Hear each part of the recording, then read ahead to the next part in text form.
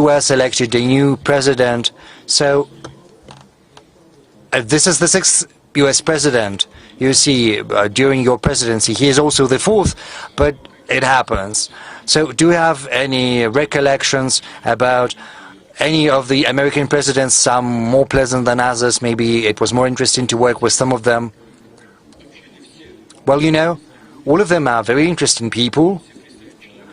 It would be hard to imagine a person who finds him or herself at the helm of one of the biggest countries in the world and who is an ignoble or an uninteresting person. No, it's impossible. The thing is, the internal political culture within the US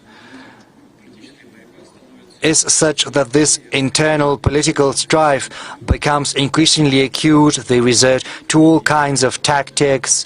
Opponents resort to different methods, both the political opponents of the acting head of state, and, you know, sometimes they resort to instruments that are far from decent or appropriate, nor are they indicative of this political culture. Well, just remember how many attacks there were against President Bush. He was accused of being non-intelligent and illiterate, basically not a knowledgeable person. So I think in terms of attitude towards Russia, in terms of policy with regard to Russia, many of them, or at least many of them, as I said, everything that has been done was basically viewed as a creeping intervention. But in terms of personality, I can assure you, President Bush, who used to be governor of Texas, and this is a very difficult state to run, and he was very successful in his job, and I can tell you, he is just as good as any expert who sits in this room right now. However, he has been portrayed as a person with a low IQ or any other type of accusation mounted against him by political opponents. You know, I talked to him, I stayed at his house in Texas, I met his parents at their home and they came to see me. And I can tell you,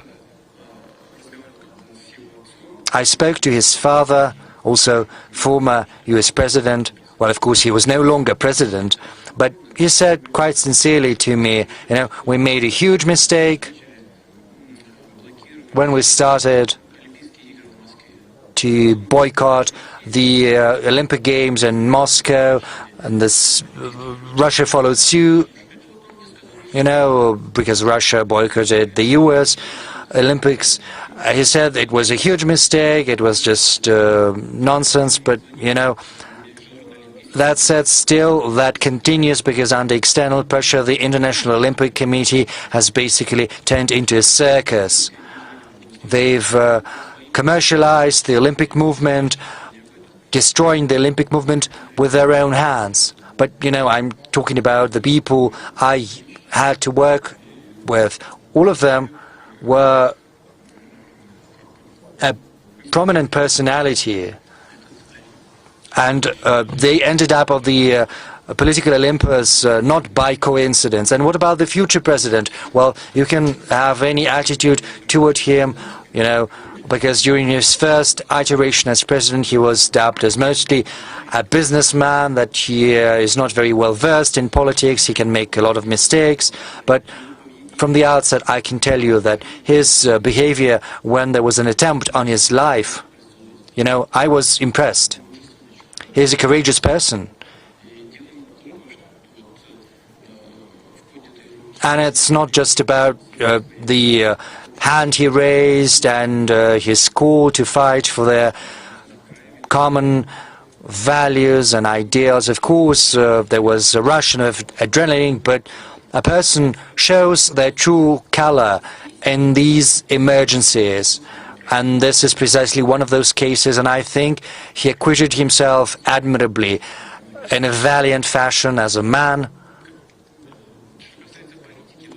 As far as politics is concerned, I don't know, during his first presidency, I don't know whether he's going to hear that, but I think I'm going to say that regardless. I think he was harassed by everyone on all sides, bullied. He was afraid of making a step to the left or to the right, saying the wrong thing. I don't know what's going to happen right now during his new presidency, because this is going to be his last presidency.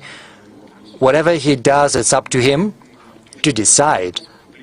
But what he's been saying publicly up until now, you know, I would be loath to comment on what was said during the electoral campaign, because, you know, that was a deliberate thing to fight for votes. But regardless, what he said about his desire to rebuild relations with Russia, to facilitate an end to the Ukrainian crisis, I think this deserves attention at the very least, and I would like to take this opportunity to offer my congratulations on his election as President of the United States. As I said before, we are going to work with any head of state that is going to garner the trust of the American people, and this is what's going to happen in practice. And if he does what he has been promising, you know, before the inauguration, if he makes a phone call, if he says, Vladimir, let's meet, you know, I don't think it would be beneath me to call him myself. I'm simply not doing that because, you know, at a certain point, the European Western leaders were calling me almost every week, and then they stopped all of a sudden, and you see we're still healthy, very well, we're developing. If anyone among them wants to rebuild contacts, as I said, we have nothing against that. We're always open. We will rebuild these contacts and have a sincere discussion. But so far there are many people who want to engage in a discussion. They are here in this room. So you're willing to talk to Trump? Yes, we are. Subscribe to our YouTube channel. Don't forget to like our videos and hit the bell icon to stay updated with the latest.